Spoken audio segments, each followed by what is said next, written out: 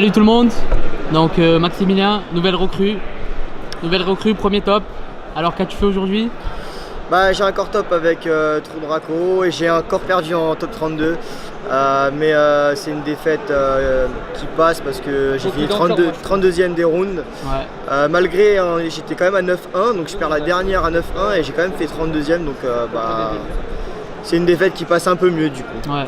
Par rapport à tes autres teammates, Guillaume Marron ici présent, et Lucas Lancelot. Et Lucas qui malheureusement ont fait aussi 9-2 mais pas de bol. Pas de bol, ouais. Allez, on va passer à tes cartes. Bon, alors c'est une version assez similaire à celle du YCS London. Je joue toujours 7 Trou Draco. Ouais. Je pense que c'est le meilleur ratio. Voilà. Je dirais pas que les gens qui en jouent 6 ne comprennent pas l'objectif deck. C'est vraiment par rapport à mon main deck que je joue ça. Le troisième s'impose parce que je joue 3 Gozen et que je joue 3 Erupt. Ouais. Donc je veux vraiment avoir des monstres.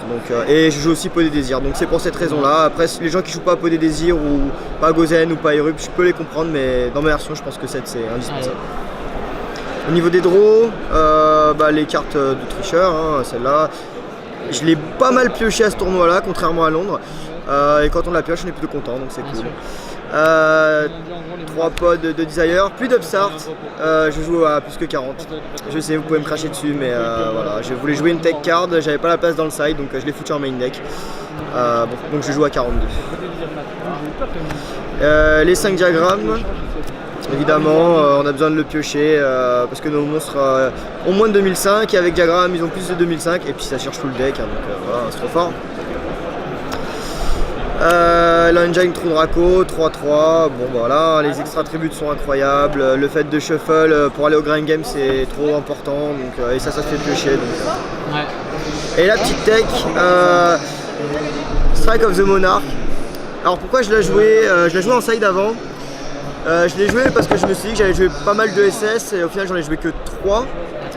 Mais en fait elle est forte parce qu'elle a Null Twin et Evenly et en fait il y a une super interaction avec les Sky Trackers. L'idée c'est que quand j'ai un monstre et qui fait engage par exemple, moi je vais activer l'effet de mon Trou Draco et lui il va chaîner Widow Anchor généralement. Et en fait l'idée c'est de chaîner Strike of the Monarch. Je le tribute comme un coup, du coup la Ancre elle se résout pas. Avec elle je vais cibler engage, du coup il va pas piocher et moi en résolution je pioche une et je vais tuto. Donc tu l'as fait à -2 en plus. Du coup c'est méga rentable pour moi, pas du tout pour lui, donc la carte j'ai trouvé super forte quoi. Ensuite pour les pièges, donc les classiques, très fortes. Il n'y a pas besoin de discuter sur ces ratios là. J'ai remis Order, c'est une carte de tricheur, malheureusement en top 32 je l'ai pioché contre Thunder 2 fois alors que c'est la pire. Mais bon, faut la jouer, voilà, et elle vole des games donc on peut pas se gêner. Faut pas se gêner. Les 4 skill drain, j'en joue 3 Erupt parce que c'est la win condition du deck, t'as absolument envie de l'avoir, elle est vitale contre le match-up Thunder et la carte est trop forte quoi. Donc, voilà. Je dis pas que Reaper est mauvaise parce que du coup je joue pas d'extra deck, juste qu'elle est meilleure tout simplement. 3 Gozen, comme j'expliquais, c'est les pourquoi des 3 Maiden, la carte est super forte. D'ailleurs il y a un petit truc marrant avec cette carte là.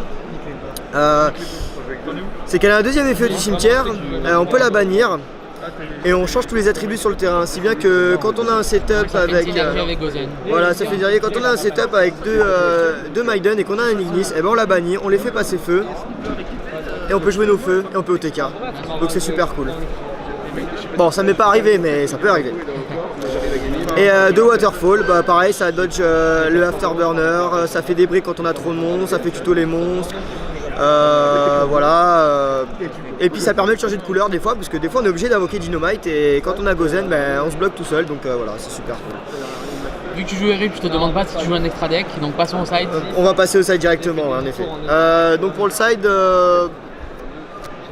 la meilleure carte du format pratiquement, en tout cas dans ce deck là. Tu l'invoques, t'as pratiquement gagné. Dès que tu l'as sur le terrain en fait t'es pas obligé d'overextend. Du coup je peux poser qu'une Floodgate et pas rendre rentable les Team Twister adverses, ou je pose juste une Floodgate et les Evenly sont pas rentables non plus. C'est ce que j'ai décidé de faire en feature match. Bon, il y avait tout, ça arrive, mais voilà, la carte est vraiment trop forte et quand je la rentre, je side de 2 Trou Draco, donc un vert, un rouge. pour éviter de trop brick avec Demise.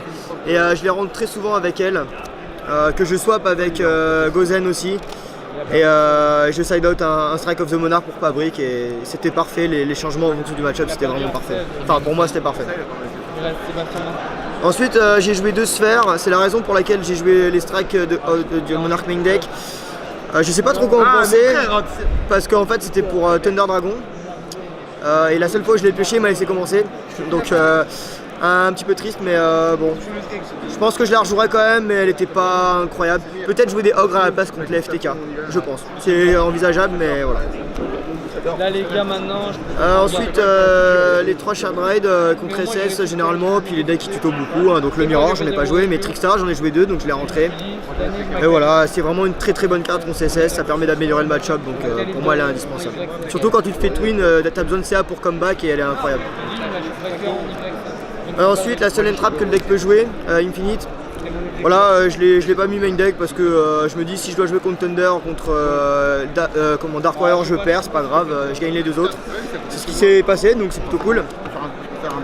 Voilà, c'est une très bonne carte. J'aurais pu jouer Hawk comme je vous l'ai dit et pas de Reaper parce que j'ai joué Rupt. Et la dernière, Solemn pour Red Reboot et quand je commence, voilà, c'est trop fort. Évidemment, quand on se rapproche du time, je la rentre jamais. Mais comme je scoop généralement très vite la 1, quand je sais que je peux pas gagner, je la rentre souvent la 2. Voilà. Bon ton deuxième top YCS à la suite avec ce deck. Es-tu satisfait de ce choix? Est-ce que tu vas changer de deck? C'est une bonne question, c'est vraiment dur de changer de deck quand on réussit si bien avec, mais bon j'ai envie de progresser aussi dans le jeu. Là je me considère comme un joueur de Draco et pas un joueur Yu-Gi-Oh! Donc on va essayer de jouer à Yu-Gi-Oh! Et jouer autre chose dans le futur. Ouais. Très bien.